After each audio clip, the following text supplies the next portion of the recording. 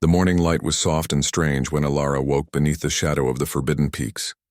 She had been living in the mountains alone for almost 5 years now, far away from the human settlements and the peaceful elf communities that lived in harmony with them.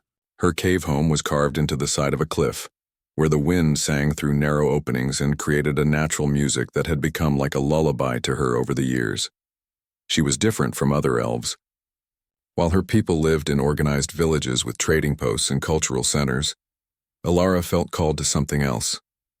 Something ancient and wild that lived in the high places where magic still burned strong in the earth. Her silver hair was long and braided with small stones and crystals that caught the light. Her eyes were the color of deep forest pools, and there was a sadness in them that no one who knew her could ever fully explain. That morning she gathered her hunting tools and prepared to search for food as she did most days. The mountains provided enough if you knew where to look. There were mountain goats with thick wool, birds that nested in impossible places, and streams filled with silver fish that moved fast as arrows through the cold water. Alara was skilled at hunting. She moved through the rocks like she was part of them, barely making any sound as she walked across the rough ground. But as she climbed higher than she usually went, something felt different. The air itself seemed to vibrate with energy. The birds had stopped singing. Even the wind had become still and quiet, as if the whole mountain was holding its breath and waiting for something to happen. Alara felt her heart beat faster. She had learned to trust her instincts in this lonely place, and right now every part of her was telling her that something extraordinary was about to occur. She rounded a bend where the rock formed a natural shelter, and that was when she saw it. The egg lay half buried in volcanic ash, dark as midnight, enormous in size and radiating heat so intense that she could feel it from 10 paces away. It was perfectly smooth except for faint markings that seemed to glow with soft light from deep inside the shell. Alara had never seen anything like it in her entire life. She approached slowly, carefully, as if she was approaching a creature that might suddenly wake and attack her. Her fingers trembled slightly as she reached out and touched the surface of the egg. The moment her skin made contact with the shell, she felt something rush through her mind like water breaking through a dam. Images flooded her consciousness. Visions of ancient times when dragons ruled the skies and magic flowed through the world like blood through veins. She saw them soaring over mountains and forests, powerful and beautiful and terrible in their magnificence. The vision ended as quickly as it had begun, and Alara stumbled backward, gasping for breath. But underneath the fear and shock, she felt something else, connection, recognition, as if some part of her soul had always been waiting for this moment to arrive. She made a decision. Then that would change everything about her life and the world around her. She would stay here with the egg. She would protect it and care for it until whatever was inside finally woke up. She did not know why this felt so important, only that it did. There was no doubt in her mind about what she needed to do.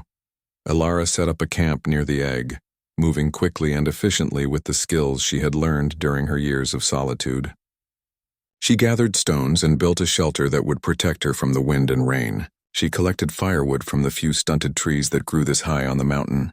She found water from a spring that emerged from the rocks nearby, cold and pure and perfect for drinking. For 3 days she stayed beside the egg, barely sleeping, barely eating. She just sat there and watched it, and sometimes she placed her hands on its surface and felt that strange connection fill her mind again. Through that connection she began to understand something about the creature growing inside. It was alive. It was aware. It was frightened and lonely and desperate to be born into the world. She spoke to it constantly, her voice soft and steady, telling it stories of the world that waited outside its shell. She told it about the mountains and the sky and the wind that carried scents from distant places. She told it about the humans and elves who lived in the valleys below. She told it that it would not be alone when it came into the world because she would be there waiting for it. On the 4th day, as the sun was setting and painting the sky in colors of fire and gold, the egg began to crack. The sound was not violent or sharp, but rather musical, like wind chimes made of crystal singing in the breeze. A thin line appeared on the shell, glowing from within with golden light. Then another crack appeared and another, spreading across the surface like lightning frozen in time. Alara watched, barely breathing, as pieces of shell fell away and revealed the life inside. But something unexpected happened. Instead of one creature emerging from the egg, 2 came out. The first was smaller and more delicate, with scales of deep purple that seemed to contain tiny stars within them. Its wings were like glass, translucent and beautiful, catching the light and breaking it into 1,000 colors. Its eyes opened and looked directly at Alara with an intelligence and awareness that seemed impossible in something so newly born. The second creature was green as new growth in spring, a brighter and more vibrant green than anything found in nature. It was smaller than the purple dragon, more playful in its movements, moving around the now destroyed eggshell with curiosity that showed immediately in every action it took. Alara felt tears running down her cheeks as she watched them, and she did not understand why she was crying. These creatures were dangerous. They were powerful. They were things of magic and mystery that belonged to ancient times. But when the purple dragon looked at her again and made a sound that was almost like a question, she knew that something sacred had just taken place. Something had been born that would matter more than anything else in her life. She moved slowly toward them, keeping her movements gentle and calm. The purple dragon did not move away. Neither did the green one. When she reached out her hand, both of them pressed their small heads against her palm. And in that moment, Alara understood that they had been waiting for her as much as she had been waiting for them. She named the purple one Night Whisper because of the color and the quiet grace with which it moved. She named the green one Emerald because of the color of its scales that reminded her of the precious stone. And in naming them, she sealed a bond that would connect them forever, making them a family in a way that went far deeper than blood or birth. The first week with the newborn dragons was chaos and wonder, combined together in ways that Alara had never imagined. Night Whisper and Emerald ate constantly, consuming more food than she could possibly hunt on her own. She had to make multiple trips down the mountain each day, searching for game, bringing back everything she could kill and carry. The dragons grew visibly each day, their bodies expanding, their wings strengthening, their awareness of the world around them becoming sharper and more focused. Night Whisper seemed to be the quieter of the two. It spent long periods watching Alara as she moved about the camp, its ancient eyes following her every movement with an intensity that sometimes made her uncomfortable. There was wisdom in those eyes, something that suggested the young dragon understood far more about the world than any creature of its age should be able to understand. When Alara placed food before it, Night Whisper would wait until she had eaten something herself before consuming its own meal, as if checking to make sure she would not starve while feeding it. Emerald, on the other hand, was full of energy and curiosity about everything.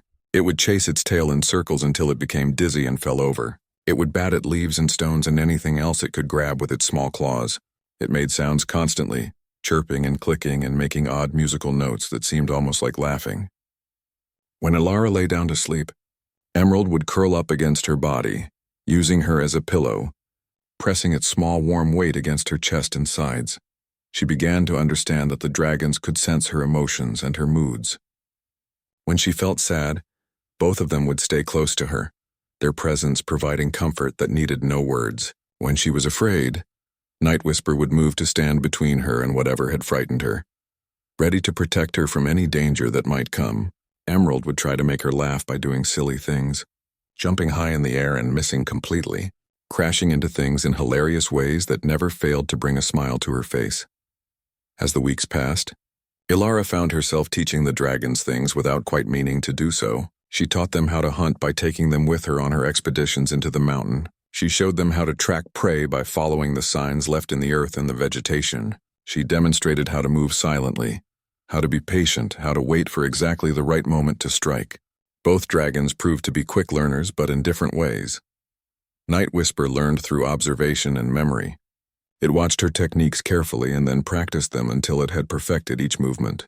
Within days of beginning the lessons, it had already caught its first small animal on its own.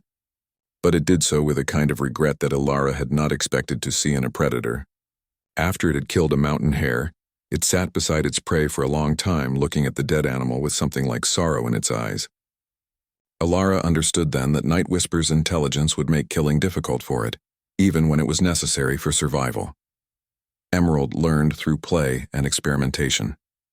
It treated hunting like a game at first, pouncing on stones and sticks, practicing the movements needed for catching real prey without actually understanding why the practice mattered. But gradually, almost without noticing the transition, the play became real. One day Emerald brought her a bird it had caught, dropping it at her feet with obvious pride in its golden eyes.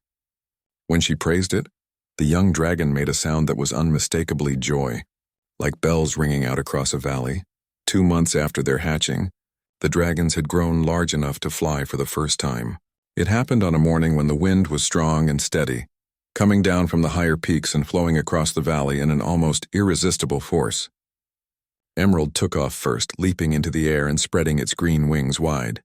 For a moment it seemed to hang suspended, and then the wind caught underneath those wings and carried it higher and higher until it was circling above the camp, making sounds of pure delight and freedom. Night Whisper watched its sibling fly with an expression that might have been envy, if dragons were capable of such emotions. When it finally launched itself into the air, its movements were more cautious and controlled than Emerald's wild enthusiasm. But Night Whisper moved with a natural grace that suggested it had been flying for years rather than mere seconds. The two dragons climbed higher and higher until they were nothing but distant shapes against the bright sky, and Alara stood on the ground watching them with her heart in her throat, terrified and amazed in equal measure. They returned to her as the sun reached its highest point in the sky, landing clumsily but without injury. Both of them were breathing hard and making excited sounds as they pressed against Alara, eager to tell her about the experience even though they could not use human words. She pressed her hands against their warm scales and felt the rapid beating of their hearts, and she knew that she would remember this day for the rest of her life. But as the dragons grew stronger and more confident, Alara began to worry about what would happen next. They could not remain hidden in the mountains forever. As they continued to grow, they would eventually become too large to hide, too visible to ignore. Humans might come hunting them. Ilara's own people might demand that she bring them for study or protection or some other purpose. The world beyond the mountains was changing, and she could feel in her bones that change was coming to touch even this isolated place. She began to prepare the dragons for a future that she could not fully predict. She taught them to respond to her commands, to work together as a team, to trust her judgment in dangerous situations.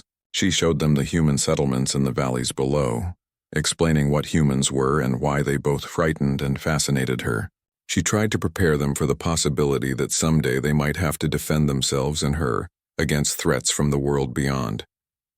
At night, when all three of them lay together beneath the stars, Alara would wonder what fate had brought the egg to her in that moment and in that place. Why had the dragons chosen to hatch for her rather than for someone else?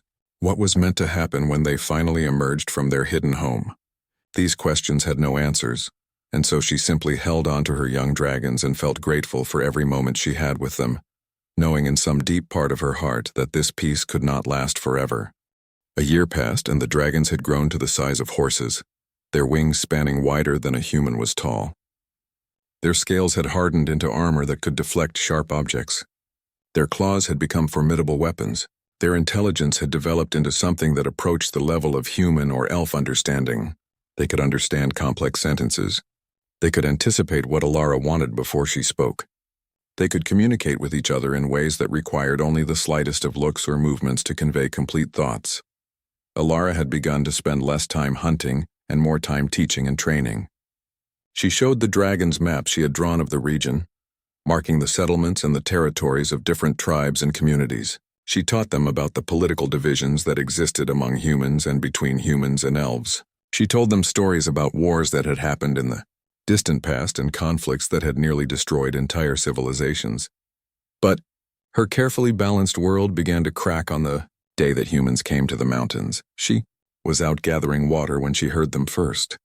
The sound of engines moving through the passes, the rumble of large vehicles, the shouts of workers calling to each other across distances. Alara froze, her hands still full of clay jars meant for carrying water, and listened intently to the sounds growing closer. She ran back to the camp, her heart pounding in her chest. Night Whisper and Emerald were waiting for her, their heads lifted, their nostrils flaring as they caught the scent of the humans on the wind. Both dragons looked at her with questions in their eyes, seeking guidance, waiting to know if this was a threat that required their intervention. Alara climbed onto Night Whisper's back, something she had practiced doing many times during the past months, and guided both dragons deeper into the mountains toward a cave system she had discovered in her explorations. The cave was hidden behind a waterfall and accessible only by a narrow path that wound through rocks so tight that humans with vehicles could never follow. From the entrance of the cave, they could see across the valley below, and what they saw made Alara's blood run cold. Humans had come with mining equipment. They had begun carving roads into the mountains. They had set up temporary structures that looked like they might become permanent settlements. These were not explorers or traders. These were people who had come to take resources from the mountains, to extract whatever minerals and metals lay buried beneath the earth. For 3 days, Alara and the dragons hid in the cave system, while the mining operation expanded below them. More workers arrived each day. More equipment was moved into position. She could hear them working constantly. The sounds of explosions as they used controlled charges to break rock and access the ore beneath the surface. Night Whisper paced back and forth in the cave, clearly disturbed by the situation. Emerald seemed less bothered, almost curious, making soft sounds as it tried to understand what was happening. Alara sat in the darkness and tried to think about what she should do. If the humans discovered the dragons, there would be no hiding anymore. The dragons would become a curiosity, a possession, a resource to be managed and controlled. But then something changed. On the 4th day, Alara received a visitor. An elf woman came through the mountain paths alone, walking carefully and slowly with her hands held open and empty at her sides to show that she meant no harm. She was older than Alara, with gray streaking through her dark hair and lines on her face that suggested she had lived a difficult life. Her name was Mirana, and she had been sent by Alara's own people, the elf communities that lived in the settled valleys. She brought news and warnings. The mining operation below was being conducted by the Northern Alliance, a coalition of human nations that had been growing increasingly aggressive about claiming resources and expanding their territories. They had already begun moving toward elf lands, making demands for access to protected regions and threatening military action if those demands were not met. Mirana had somehow sensed that Alara was present in these mountains, or perhaps the dragons had called out to her in some way that transcended normal understanding. She had come to warn Alara and to bring a message from the elf leaders. The situation was deteriorating rapidly. Conflict seemed inevitable. When war came, as it surely would, the elves would need allies and defenders.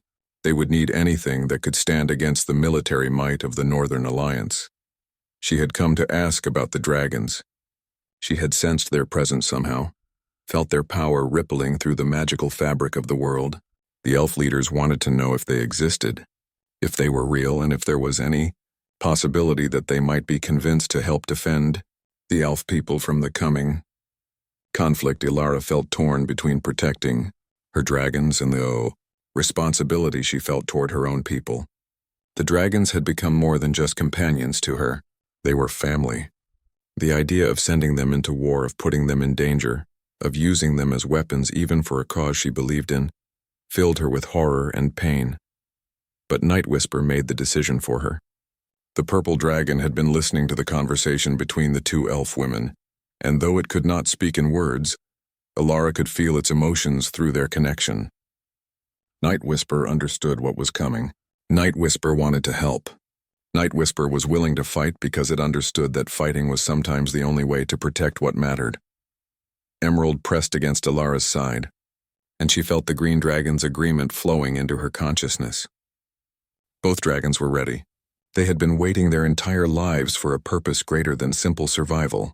Now that purpose had arrived, and they would not turn away from it. Alara turned to Mirana and told her that the dragons would help. But there were conditions. They would fight only to defend innocence and prevent bloodshed, not for conquest or revenge. They would not kill unnecessarily, and they would need time to prepare, to practice moving together as a coordinated force, to understand the scope of what they were being asked to do. Mirana agreed to all of these conditions. She promised that the elf leaders would honor the dragon's wishes and would work with Alara to find solutions that did not require unnecessary violence. She stayed in the cave that night, and the 3 companions showed her the depth of their bond and the power that resulted when human, elf and dragon worked together with complete trust and understanding. When morning came, Mirana left to return to the elf settlements carrying news that would change everything. The dragons were real, they were powerful, and they had chosen to stand with the elves against the coming darkness. The weeks that followed Mirana's visit were filled with intensity and purpose like nothing Alara had ever experienced before. Messages began arriving regularly, carried by elf scouts who moved through the mountains with silent efficiency. The messages contained intelligence about the Northern Alliance movements, updates on elf preparations for the coming conflict, and strategic suggestions about how the dragons might be best utilized to protect their people. Alara worked with Night Whisper and Emerald to develop their combat skills. She had studied military history and understood the importance of discipline and coordination in warfare. She taught the dragons to respond instantly to her commands, to understand complex strategies that required them to work together while separated by distance, to anticipate threats and neutralize them before they could cause harm. Night Whisper proved to be a natural tactician. The purple dragon seemed to understand military strategy intuitively, suggesting improvements to plans and demonstrating awareness of the bigger picture that extended far beyond the immediate moment. It was Night Whisper who insisted that they practice fighting in different environments, in open sky and in confined spaces, in daylight and in darkness, in calm conditions and in severe weather. Emerald provided the power and the raw physical strength that could overwhelm opponents through sheer force and determination. But Emerald also developed something unexpected as it grew older. It developed compassion. The green dragon understood the value of making threats that would cause enemies to flee, rather than having to actually engage in combat. It learned to calculate the exact level of force needed to disable an opponent without inflicting permanent injury. Emerald understood that they were defenders, not destroyers, and it shaped its every action according to this understanding. During this time, Alara herself changed. She grew stronger and more confident. She learned to handle weapons, to ride the dragons in combat situations, to coordinate their movements with her own actions. She learned to meditate deeply and enter a state of consciousness where she could sense what both dragons were experiencing, where the connection between the three of them became almost perfect, where they functioned as a single unified force rather than three separate beings. But as her skills grew, so did her fears. She lay awake at night sometimes, holding on to Emerald, wondering if what they were preparing for would truly come to pass, or if it might all be some terrible mistake. She wondered if she had the right to use the dragons in this way, if she was betraying their trust and their innocence by training them for war. One night, Night Whisper approached her while she sat alone watching the stars. The purple dragon pressed its head against her shoulder, and Alara felt its thoughts flow into her mind with unusual clarity. Night Whisper was not angry or resentful. Night Whisper understood that she bore the weight of responsibility for all three of them, and it wanted her to know that the burden of that responsibility did not fall on her alone.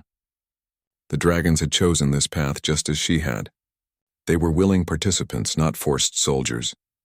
This realization brought Alara peace, and she slept deeply that night for the first time in weeks.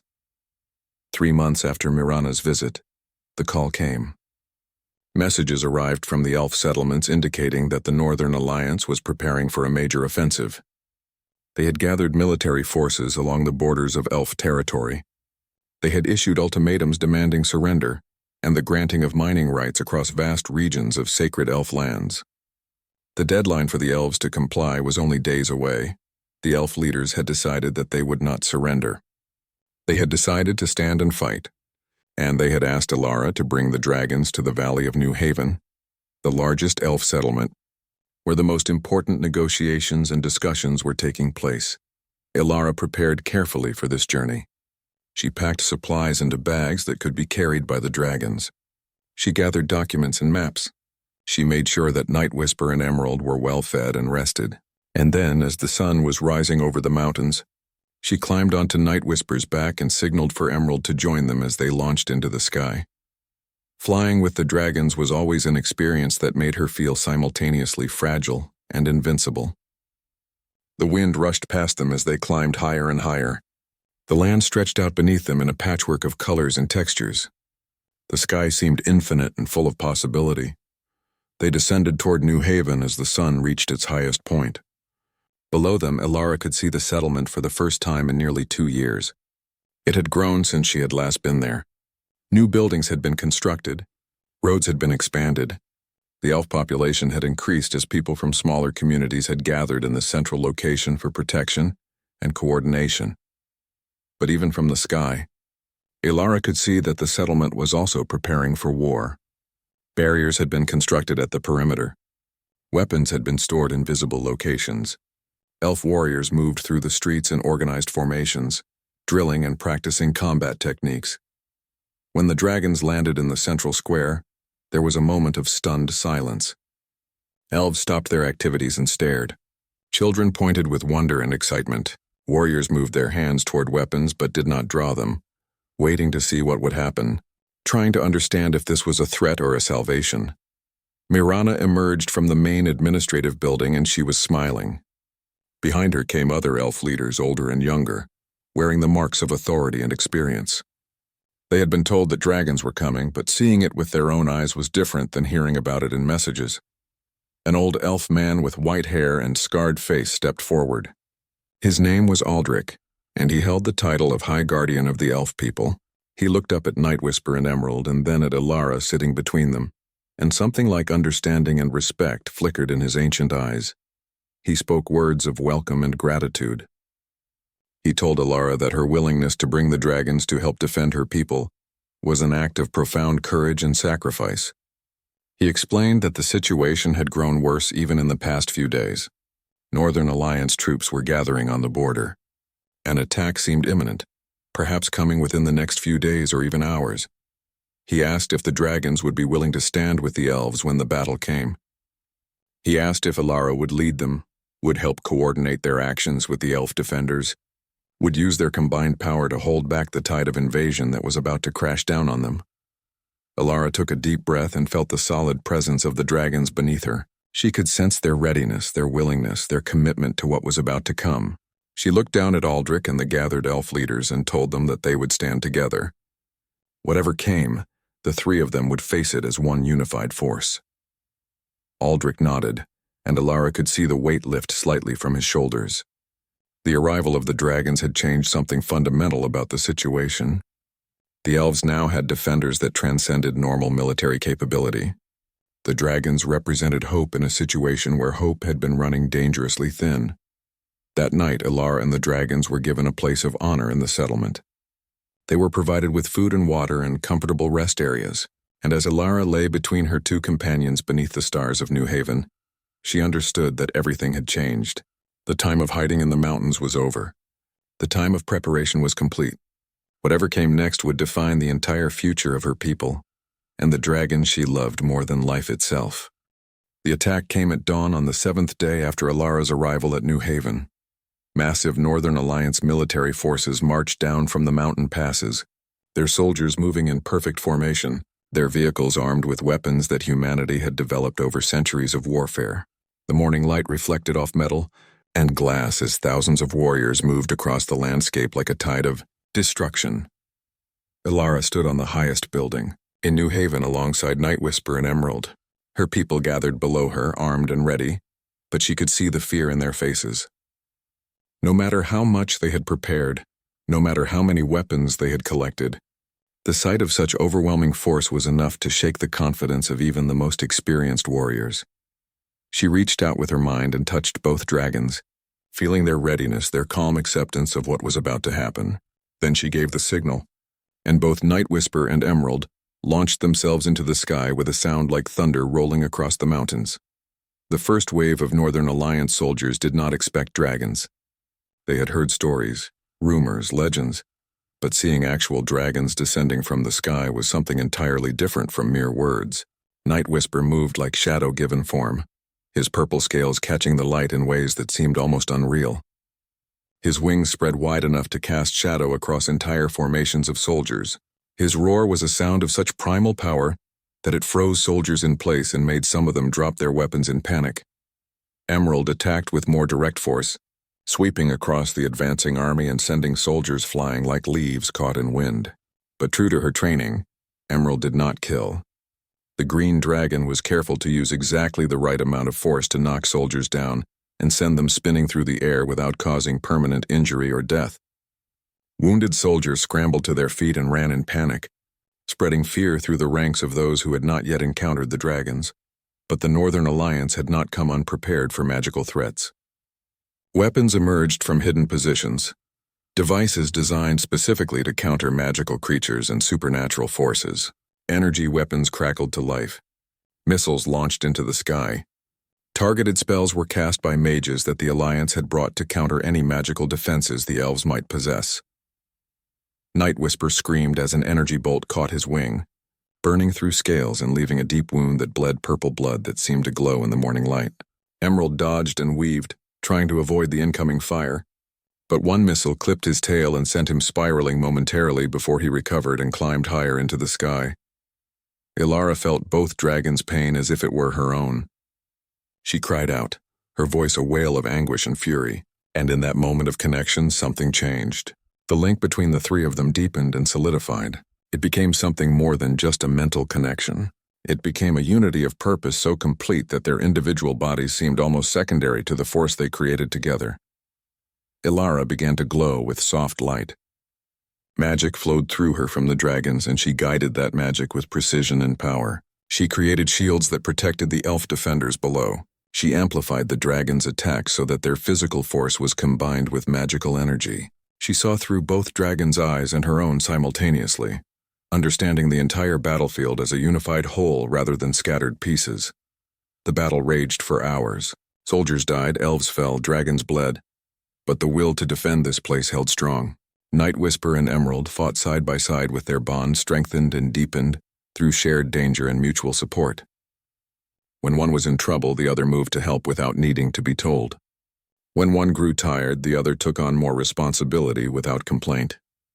Ilara coordinated it all, moving through the connection with the dragons like a conductor leading an orchestra, bringing together all the different elements into something unified and unstoppable. She felt herself approaching the limit of her power, felt the magical energy beginning to strain the vessels of her body that held it. But she would not stop. She could not stop. Everything depended on this moment in this battle. Then, in the middle of the afternoon, something shifted. The Northern Alliance commanders realized they were losing. They had come with overwhelming numbers and overwhelming firepower, but they had not accounted for the possibility that a single elf woman and 2 dragons could create a defense so complete and so powerful. They began to withdraw, pulling their remaining forces back, running away from the destruction that had been visited upon them. The elves did not pursue them. Night Whisper and Emerald descended from the sky and landed heavily, both of them breathing hard, both of them bearing wounds and signs of the battle they had just survived. Ilara slipped from between the 2 dragons and collapsed to the ground, all of her strength spent, all of her energy consumed in the defense of her people. But as she fell, strong hands caught her. Aldrich and Marana were there supporting her, keeping her from falling completely. Elf healers rushed forward with medicines and bandages for the dragons. Water was brought to cool their burning scales. Soft blankets were laid out to provide comfort and rest. The battle had lasted less than 12 hours, but it had determined the fate of the entire region. The Northern Alliance had been driven back with enormous losses. They would not return soon. The elf people were safe, at least for now, at least for the foreseeable future. As Ilara lay on the ground with her head resting against Night Whisper's side and Emerald pressed against her other side, she felt the connection between them soften and settle. The battle was over. They had survived. They had won not through overwhelming force or superior numbers, but through complete trust and unity with one another. In the days that followed, the story of the dragon riders who had saved the elf people spread through all the communities and settlements of the region. Humans heard about it and began to wonder if conflict might not be the only path forward. Other elf communities heard about it and sent messages of gratitude and support. But for Ilara and her dragons, what mattered most was that they had found their true purpose. They were no longer just companions hiding in the mountains. They had become guardians and protectors, symbols of hope and resistance against forces that would destroy the peace and freedom of those they loved. When winter came, Ilara and the dragons built a new home that was large enough for all of them, not hidden away but positioned where others could find them if needed. And there, in the peace that followed the battle, 3 beings of different species learned what it truly meant to be family, and they knew that whatever challenges might come in the future, they would face them together, unified in purpose and bound by love that had survived the test of fire and blood.